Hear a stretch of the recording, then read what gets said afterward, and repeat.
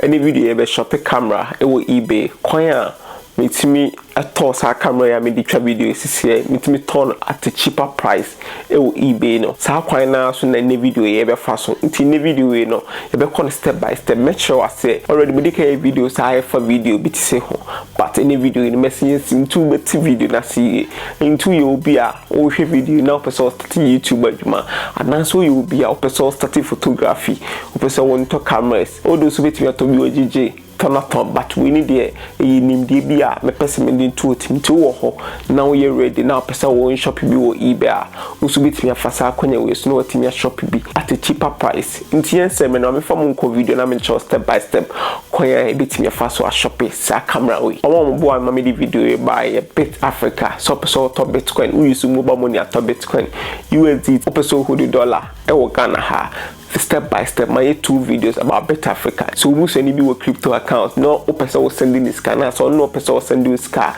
we bet me a copy of BitAfrika address no a Bitcoin a USD to send the mana 15 minutes we receive this scanner our BitAfrika account name and then we receive this scanner so mobile money and they withdraw scanner and you see instant intimately visa 2 videos not to discussion into BitAfrika check out or Android phone a BitAfrika download the eBay or iPhone a BitAfrika download the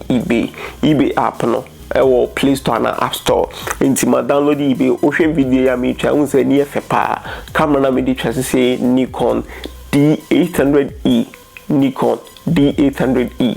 Inti if you mean search Nikon D800E. Tira me search Nikon D800E. Na maboso. Me boso a unse mo de prices aba. That's 6,200 we use one we 6,900 into your friend to it him say camera no ship bar custom for be hoodie omo hoodie a so called clear some duties be there e wo ho ba o approach ya on the custom phone bit me akasa o bit me ide at so amount nti opeso hu how obefa so ne custom phone akasa my 2 videos about eBay me the video in better description at the same time so bit me ka check it out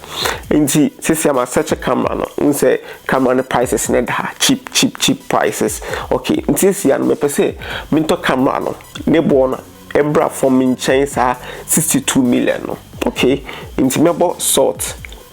na so a na maba ending soon patchen who ending soon mabo ending soon so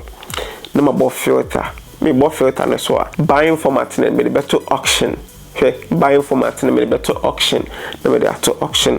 na fi baboso me boso a patchen who unse say omo de we different model no mo de abanti de fan say camera we are the same camera na we need 600 and something but I say no unse menye bi wo ha 419 that's 41 million but mpacho yen hwe ade bi wo ho ohwe a ehwe ase a unse about 10 hours 42 minutes and like auction it say sa auction it say omudi nipa na de na to wa the time we so wa usika no so no wo no omudi ade ne be ma nti wo we ni ade na eBay for back to wa we ni ade no nti make payment to so be make payments a nipa na ode ade no to be chat o we fan Ghana o do so we leave your address no we eBay settings want to be hu okay shipping no e be cost $50 o person we use to ebia Royal Mail no be do be 3 days and also be cost to say we person we use to EMS e be cost to say patch ya ta say una be hu a be fa so na one na kasa but one way na dey na we mo bi so UK ho bit me kokoshe ni pa na wa jade na dey e ma o nti ya fa say person me mo we so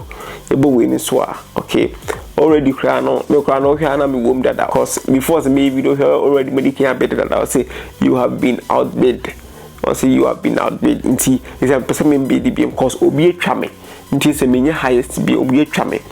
nti ade no so be end 10 hours 41 minutes nti minutes be end 1st October that's end 1st October about 12/6 no na end nti we are 12/6 na end patchen who we are 12/6 na end nti betimi asete alarm na to ebia 12 o'clock nti 12 o'clock just aka 6 minutes nti hono ote nti the difference say more increase bid you more increase bid that time na was at 12 o'clock on the te na o train o de MoMo bid nti hono obo sisi amebo we ya mabe highest bidder but 12 o'clock hono Saturday so na amanfo so tete se wo tena nti hono mo first one be bo last one ho bo last one cause already no e bi nipa bi be bo we wo de no be bo last na so awe ni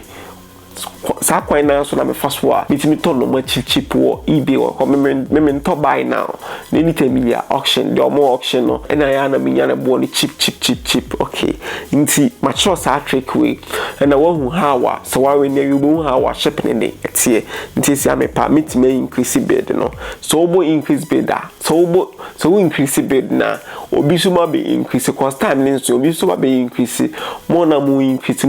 no na mama de ne bo ne here ekoso ko se obi ate the last one wa bit me no ubinya de ni cheaper but isi awo bebe de wa ha obi bebe de no twa na ma de ne boy ne ekoso nti sa de ne mu nse market no anything bi amonte last hour mpache ya ta so de membe de bi te set alarm no time be na set alarm 5 minutes before o phone din kan choose bi beside ekoso mpache ya ta se nti ebia membe de say market no enti one who say different models in so it would be 750 sa it would need on it would be 750 side 750 we so ne boy dem pa but okay auction na say ne bo ne e wo from my okay ta kwan we so na betimi afa so cause we no it seems say senka minye bi a nka ebe endi sisi ade a but the ebitimi a endi sisi a wo eBay o sisi a 10 hours 38 minutes in the video is meant to be 10 hours enti video we ne match show how obetimi afa so atop camera at a cheaper price do camera model bi obetimi aseche wa ha na wa select sa filter ne ba bi amede to ye nti obetimi ate mon say market ne te ote oba no wa set alarm phone alarm no you do 5 minutes and after 3 minutes in alert and anything you pay be internet ne fast so internet ne so labe mobile na ni be twa na ho sasa na am fa we na de na wie